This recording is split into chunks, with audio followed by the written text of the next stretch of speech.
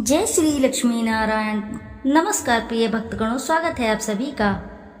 आप सभी को शरद पूर्णिमा की हार्दिक शुभकामनाएं। आज इस वीडियो में आप जानेंगे शरद पूर्णिमा का शुभ मुहूर्त, पूजा विधि एवं व्रत कथा की संपूर्ण जानकारी। तो आइए जानते हैं। हर महीने में पूर्णिमा मनाई जाती है। इस दिन विष्णु जी की पूजा होती है। दान करने से शुभ फल की प्राप्ति होती है। पंचांग के अनुसार आश्विन माह के पूर्णिमा तिथि की शुरुआत 16 अक्टूबर को रात्रि को 4:55 पर होगा। ऐसे में शरद पूर्णिमा का पर्व 16 अक्टूबर को मनाया जाएगा। इस दिन चंद्रोदय शाम को 5:05 पर होगा। सूर्य उदय सुबह 6:23 पर होगा। सूर्यास्त शाम 5:50 पर होगा। चंद्रोदय शाम 5:05 पर होगा। चंद्रास्त 17 अक्टूबर को सुबह 5:58 पर होगा। ब्रह्म मुहूर्त सुबह 4:42 से 5:32 तक रहेगा। विजय मुहूर्त रहेगा दोपहर 2:01 से 2:47 तक। गोधूली मुहूर्त रहेगा शाम 5:50 से 6:15 तक। निशिता मुहूर्त रहेगा 17 अक्टूबर को रात्रि 11:42 से 12:32 तक। सनातन धर्म में शरद पूर्णिमा के पर्व को महत्वपूर्ण माना जाता है। इस पर्व को कोजागरी पूर्णिमा, कौमुदी व्रत के नाम से भी जाना जाता है। धार्मिक मान्यता है कि इस दिन धन की देवी माँ लक्ष्मी समुद्र के मंथन दौरान अवतरित हुई थी।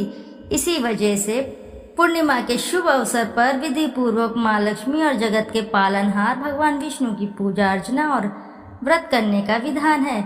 इससे जातक को सुख समृद्धि धन वैभव की प्राप्ति होती है। इस दिन महालक्ष्मी के मंत्रों का जाप भी अवश्य करना चाहिए। ओम श्रीं महालक्ष्मी चा विद्महे विष्णु पत्नी चा धीमहि तन्नो लक्ष्मी प्रचोदयात्। ओम। इन मंत्रों को आपको शरद पूर्णिमा के दिन अवश्य ही जाप करने हैं। ऐसा करने से माँ लक्ष्मी बेहद प्रसन्न होती हैं। आइए अब बात करते हैं शरद पूर्णिमा की पूजा विधि। सबसे पहले सुबह स्नान के बाद अपने मंदिर को साफ करें। ध्यान से माता लक्ष्मी और भगवान विष्णु की पूजा करें। इसके बाद गाय के दूध से चावल की खीर बनाकर रख दें। लाल पीले या कपड़े को लकड़ी की चौकी पर बिछाकर उस पर माता जी की, लक्ष्मी जी की, भगवान विष्णु की मूर्ति स्थापित करें। आप चाहे तो तांबे या मिट्टी के कलश पर लाल कपड़ा बिछाकर उस पर लक्ष्मी जी को सोने की मूर्ति स्थापित भी कर सकते हैं। भगवान की मूर्ति के सामने घी का दीपक अवश्य जलाएं और धूप दिखाएं। इसके बाद गंगा जल से स्नान करवाकर अक्षत और रोली से तिलक लगाएं। तिलक लगाने के बाद सफेद मिठाई या फिर खीर का भोग लगाएं। लाल या पीले फूल चढ़ाएं। माता लक्ष्मी को गुलाब का फूल चढ़ाने से विशेष लाभ प्राप्त होता है। शाम के समय चंद्रमा निकलने पर मिट्टी के 100 दिए जलाएं या अपने सामर्थ्य के अनुसार दिए शुद्ध गाय के घी से ही जलाएं। इसके बाद खीर को मिट्टी के बर्तन में भरकर छलनी से ढककर चांद की रोशनी में रख दें। पूरी रात जागते हुए विष्णु सहस्त्र नाम का जप, श्री सूक्त का पाठ, भगवान श्री कृष्ण की महिमा, श्री कृष्ण मधुरा अष्टकम का पाठ और कनक धारा स्रोत का पाठ करें। पूजा की शुरुआत में भगवान गणेश की आरती जरूर करें। अगली सुबह ब्रह्म मुहूर्त में स्नान करके उस खीर को माँ लक्ष्मी को अर्पित करें। फिर उस खीर को प्रसाद के रूप में अपने परिवार के सदस्यों में बांट दें। कहते हैं कि इस तरह विष्णु और धन की देवी लक्ष्मी की पूजा करने से सभी मनोकामनाएं शीघ्र ही पूर्ण होती है और हर तरह के कर्ज से मुक्ति मिलती है। तो आइए अब करते हैं शरद पूर्णिमा की व्रत कथा का श्रवण। द्वापर युग में एक समय की बात है कि यशोदा जी ने कृष्ण से कहा, हे कृष्ण, तुम सारे संसार के उत्पन्न करता, पोषक तथा उसके संहार करता हो। आज कोई ऐसा व्रत मुझसे कहो जिसके करने से मृत्यु लोक में स्त्रियों को विधवा होने का भय ना रहे तथा यह व्रत सभी मनुष्यों की मनोकामना पूर्ण करने वाला हो। श्री कृष्ण कहने लगे, हे माता, तुमने अति सुंदर प्रश्न किया है। मैं तुमसे ऐसे ही व्रत को सविस्तार से कहता हूँ। सौभाग्य की प्राप्ति के लिए स्त्रियों को 32 पूर्णमासियों का व्रत करना चाहिए। इस व्रत के करने से स्त्रियों को सौभाग्य संपत्ति मिलती है। यह व्रत अचल सौभाग्य देने वाला एवं भगवान शिव के प्रति मनुष्य मात्र की भक्ति को बढ़ाने वाला है। यशोदा जी कहने लगी, हे कृष्ण, सर्वप्रथम इस व्रत को मृत्युलोक में किसने किया था? इसके विषय में विस्तार पूर्वक मुझसे कहो। श्री कृष्ण जी कहने लगे कि इस भूमंडल पर एक अत्यंत प्रसिद्ध राजा चंद्रहास से पालित अनेक प्रकार के रत्नों से परिपूर्ण कातिका नाम की एक नगरी थी। वहां पर धनेश्वर नाम का एक ब्राह्मण था और उसकी स्त्री अति सुशीला रूपवती थी। दोनों ही उस नगरी में बड़े प्रेम के साथ रहते थे। घर में धन धान्य आदि की कोई कमी नहीं थी। उनको एक बड़ा दुख था कि उनके कोई भी संतान नहीं थी। इस दुख से अत्यंत दुखी रहते थे। एक समय एक बड़ा तपस्वी योगी उस नगरी में आया। वह योगी उस ब्राह्मण के घर को छोड़कर अन्य सब घरों से भिक्षा लाकर भोजन किया करता था। रूपवती से वह भिक्षा नहीं लिया करता था। उस योगी ने एक दिन रूपवती से भिक्षा न लेकर उसकी अन्य घर से भिक्षा लेकर गंगा नदी किनारे जाकर भिक्षान को प्रेम पूर्वक खा रहा था कि धनेश्वर ने योगी के यह सब कार्य को किसी प्रकार से देख लिया। उनकी भिक्षा के अनादर से दुखी होकर धनेश्वर योगी से बोला, महात्मन, आप सब घरों से भिक्षा लेते हैं परंतु मेरे घर की भिक्षा कभी भी नहीं लेते, इसका क्या कारण है? योगी ने कहा कि निसंतान के घर की भीख पतितों के अन्न के तुल्य होती है और जो पतितों का अन्न खाता है वह भी पतित हो जाता है। चूंकि तुम निसंतान हो अतः पतित हो जाने के भय से मैं तुम्हारे घर से भिक्षा नहीं लेता हूँ। धनेश्वर यह बात सुनकर अपने मन में बहुत दुखी हुआ और हाथ जोड़कर योगी के पैरों पर गिर पड़ा तथा आर्त भाव से कहने लगा, हे महाराज, यदि ऐसा है तो आप मुझको पुत्र प्राप्ति का उपाय बताइए। आप सर्वज्ञ हैं, मुझ पर अवश्य ही यह कृपा कीजिए। धन की मेरे घर में कोई कमी नहीं परंतु मैं पुत्र न होने के कारण अत्यंत दुखी हूँ। आप मेरे इस दुख को हरण करें, आप सामर्थ्यवान हैं। यह सुनकर योगी कहने लगे, हे ब्राह्मण, तुम चंडी की आराधना करो। घर आकर उसने अपनी स्त्री से सब वृतांत कह सुनाया और स्वयं तप के निमित्त वन में चला गया। वन में जाकर उसने चंडी की उपासना की और उपवास किया।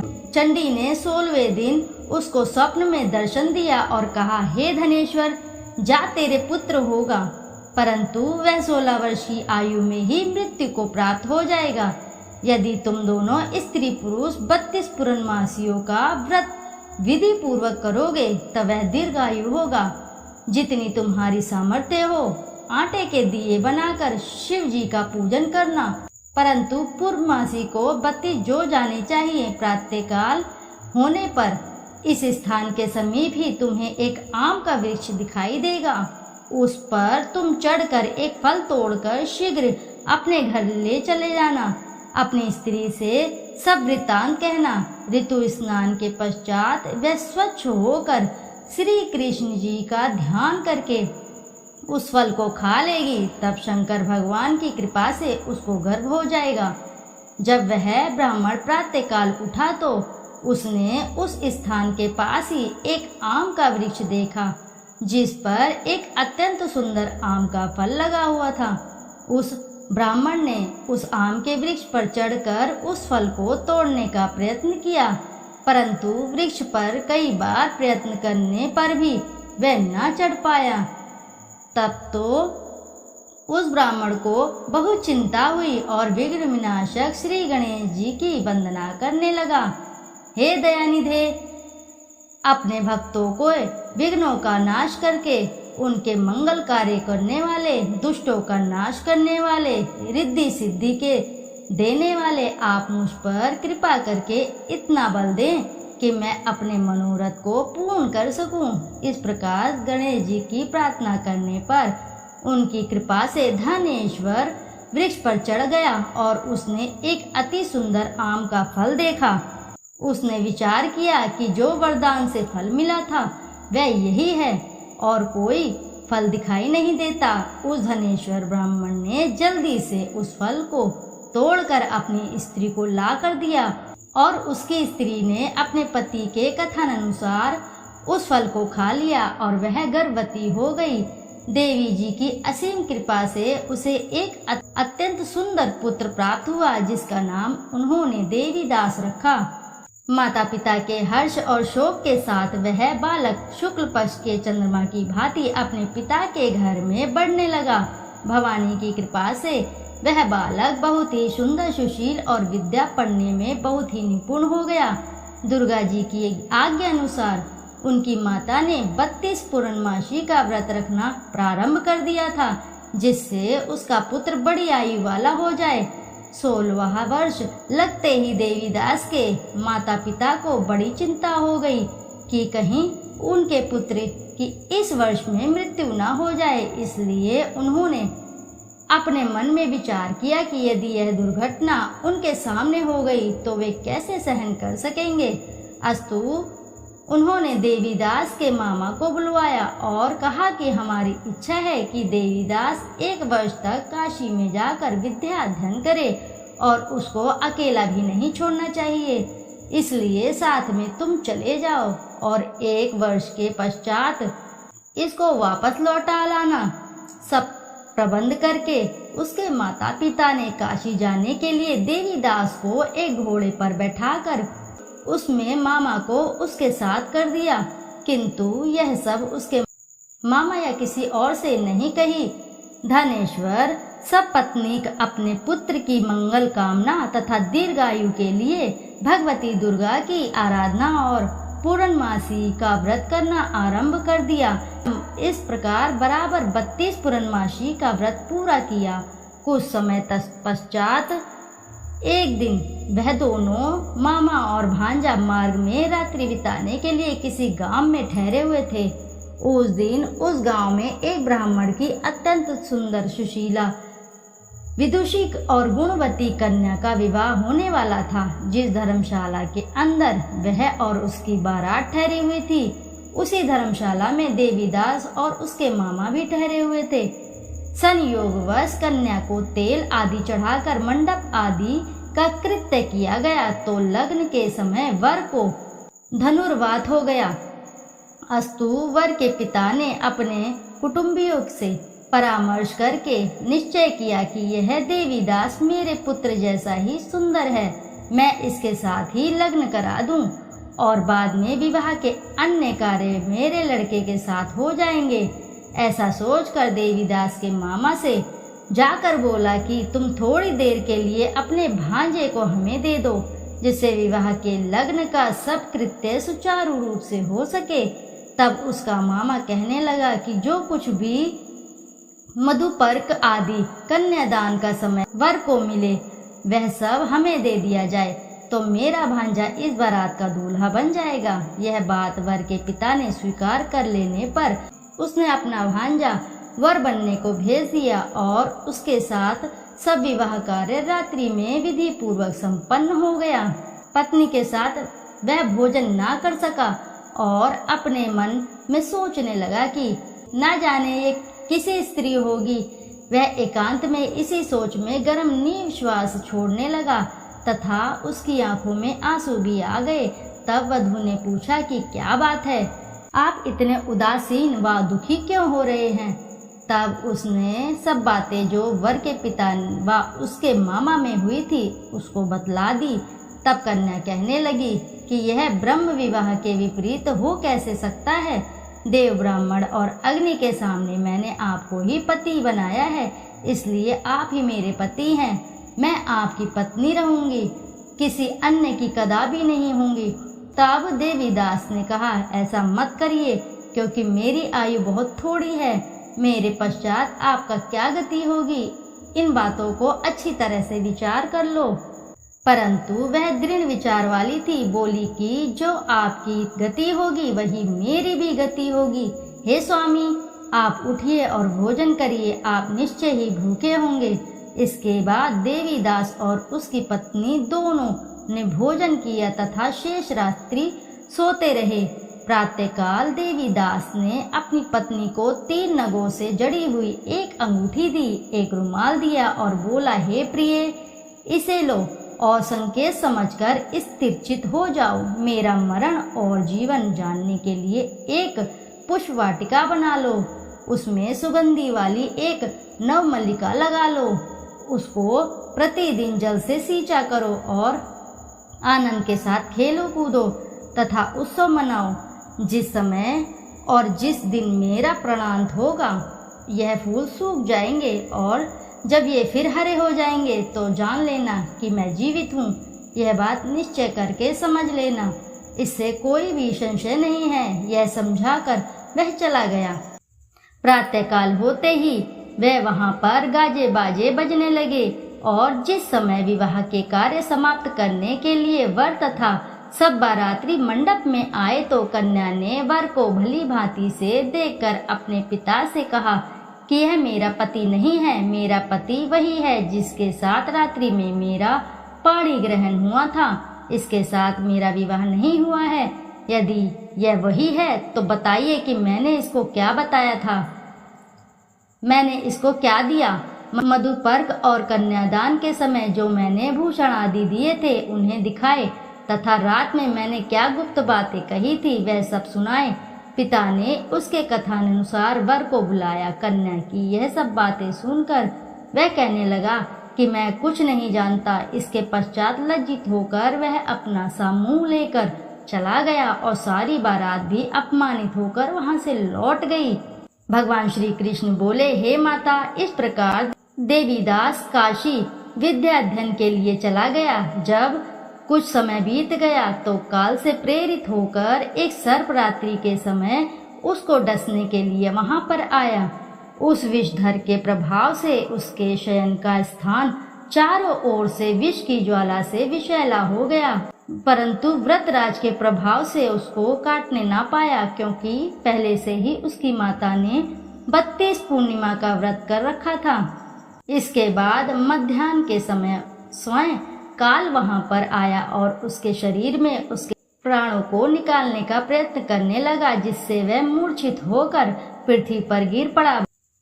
भगवान की कृपा से उसी समय पार्वती जी के साथ श्री शंकर जी वहां पर आ गए। उसको मूर्छित दशा में देखकर पार्वती जी ने भगवान शंकर से प्रार्थना की, हे महाराज, इस बालक की माता ने पहले से 32 पूर्णिमा का व्रत किया था, जिसके प्रभाव से हे भगवान आपको इसके प्राण दान देने होंगे। भवानी कहने लगे, पर भक्त वत्सल भगवान श्री शिव जी ने उसको प्राण दान दे दिया। इस व्रत के प्रभाव से काल को भी पीछे हटना पड़ा और देवीदास स्वस्थ होकर उठ बैठा। उधर उसकी स्त्री उसके काल की प्रतीक्षा किया करती थी। जब उसने देखा कि उस पुष्प वाटिका में पत्र पुष्प कुछ भी नहीं रहे तो उसको अत्यंत आश्चर्य हुआ, और जब वह वैसे ही हरी भरी हो गई तो वह जान गई कि वह जीवित हो गए हैं। यह देखकर वह बहुत प्रसन्न मन से लगी। अपने पिता से कहने लगी कि पिताजी, मेरे पति जीवित हैं, आप उनको ढूंढिए। जब 16वां वर्ष व्यतीत हो गया तो देवीदास भी अपने मामा के साथ काशी से चल दिया। इधर उसे ससुर उसको ढूंढने के लिए अपने घर से जाने वाले ही थे कि वह दोनों मामा भांजा वहां पर आ गए। उसको आया देखकर उसका ससुर बड़ी प्रसन्नता के साथ अपने घर में ले आया, और उस समय नगर के निवासी भी वहां इकट्ठे हो गए और सब ने निश्चय किया कि अवश्य ही इसी बालक के साथ इस कन्या का विवाह हुआ था। उस बालक को जब कन्या ने देखा तो पहचान लिया और कहा कि यह तो वही है जो संकेत करके गया था। तदुपरांत उस सभी कहने लगे कि भला हुआ जो यह आ गया, और सब नगरवासियों ने आनंद मनाया। कुछ दिन बाद देवीदास अपनी पत्नी और मामा के साथ अपने ससुर के घर से बहुत सा उपहार आदि लेकर अपने घर के लिए प्रस्थान किया। जब वह अपने गांव के निकट आ गया तो कई लोगों ने उसको देखकर उसके माता पिता को पहले से ही जाकर खबर दे दी कि तुम्हारा पुत्र देवीदास अपनी पत्नी और मामा के सहित आ रहा है। ऐसा समाचार सुनकर पहले तो उन्हें विश्वास नहीं हुआ, किंतु जब और लोगों ने भी आकर उनकी यह बात का समर्थन किया तो उनका बड़ा ही आश्चर्य हुआ।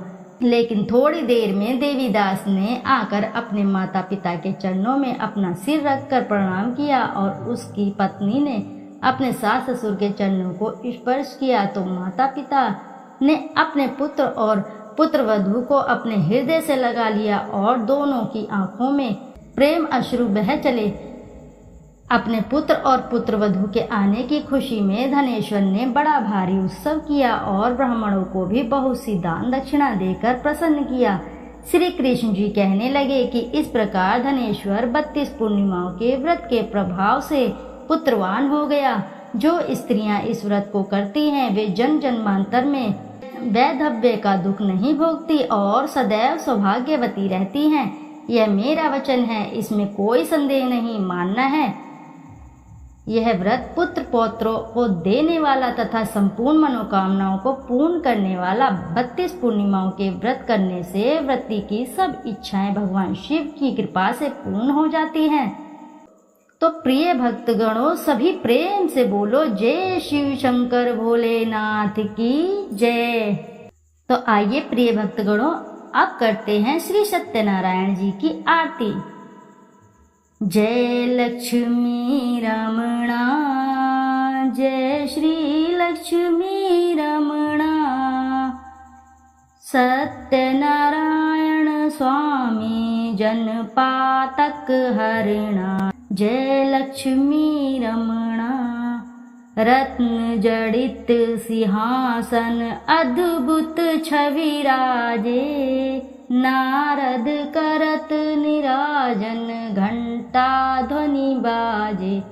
जय लक्ष्मी रमणा, प्रकट भये कलि कारण द्विज को दर्श दियो, बूढ़ो ब्राह्मण बन कर कंचन महल कियो। जय लक्ष्मी रमणा, दुर्बल भील कठारो इन पर कृपा करी, चंद्रचूर्ण एक राजा जिनकी विपत्ति हरी। जय लक्ष्मी रमणा, वैश्य मनोरथ पायो श्रद्धा तज दीनी, सो फल भोग्य प्रभु जी फिर स्तुति कीनी। जय लक्ष्मी रमणा, भाव भक्ति के कारण छिन्न छिन्न रूप धर्यो, श्रद्धा धारण कीनी तिनको काज सरयो।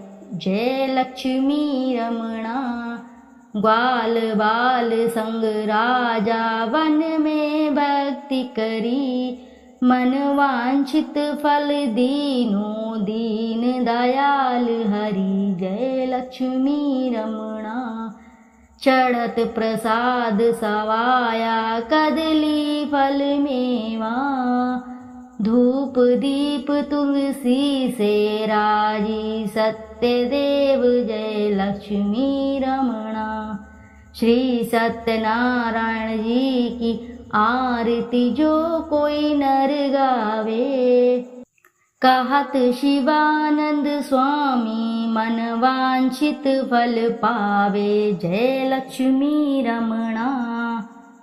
तो प्रिय भक्तगणों प्रेम से बोलो जय श्री सत्यनारायण जी की जय।